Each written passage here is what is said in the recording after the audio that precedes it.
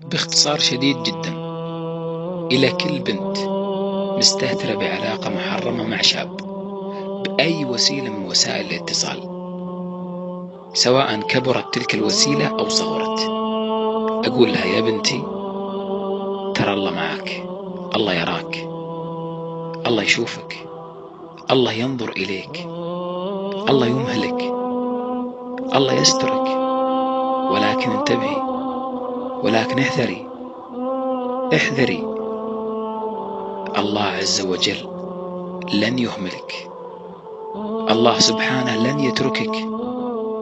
صح، الله غفور رحيم، ولكن لا تنسين الله عذابه أليم شديد العقاب، إن أخذه أليم شديد عزيز ذو انتقام.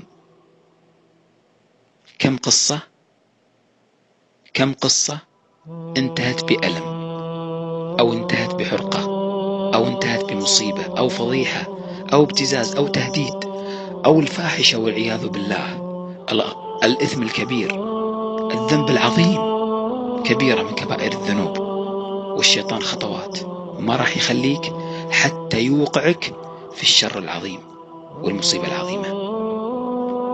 تذكري أن العمر محدود، والأنفاس معدودة، والصحة راح تنتهي، كل شيء راح ينتهي، وأنت راح ترحلين عن هذه الدنيا في يوم من الأيام، والله ما تدرين هو قريب أو بعيد.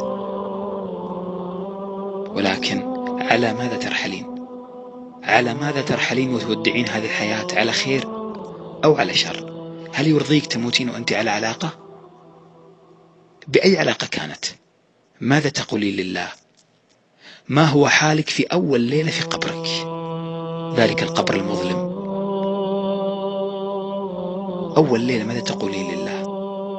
ترى هل ستجيبين على الأسئلة الثلاثة اللي أنت الآن حافظتها، لكن في القبر على قدر أعمالك وإيمانك؟ ماذا تقولين لله يوم أن تقفين بين يديه؟ فريق في الجنة وفريق في السعير، ما في وسط، جنة نار. أنت رايحة الآن لوين؟ رايحة الجنة؟ حاسبي نفسك. رايحة النار؟ لا، ارجعي، غيري الطريق. التوبة النصوح تكفين بنتي، التوبة النصوح. لا تغرك الدنيا وفتنتها، لا يغرونك صديقات السوء، والله ما ينفعونك يوم القيامة، والله ما ينفعونك بشيء، بل كل واحدة منكم تهرب من الثانية، بل ممكن تتلاعنون والعياذ بالله. فالله الله بالتوبة النصوح.